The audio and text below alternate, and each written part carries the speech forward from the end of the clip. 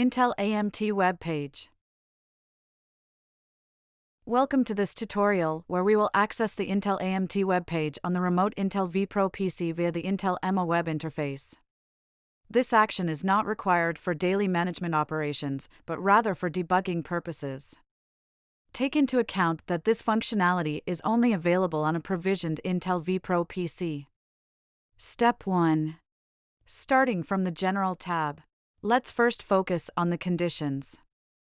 The endpoint needs to be an Intel vPro PC with provisioning completed. It needs to have an active connection with the Intel EMA server.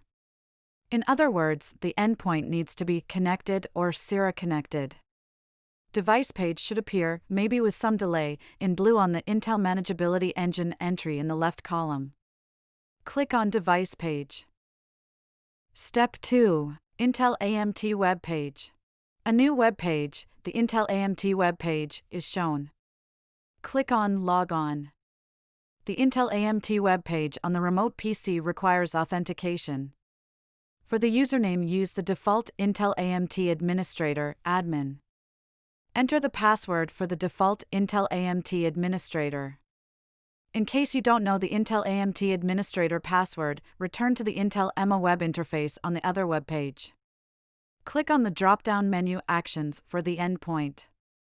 Click on Stop Managing Endpoint in the drop-down menu. Click on the I symbol to get the Intel AMT admin password visible. That is the password that you need to enter to log into the Intel AMT web page. Click on Cancel. Be careful, do not click on Take Action, since the endpoint will disappear from the list of endpoints on the Intel EMA Web Interface. After you entered the password for the default Intel AMT Administrator, click on Submit.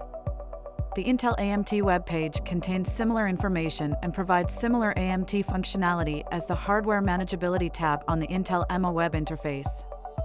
Close the Intel AMT web page. Congratulations!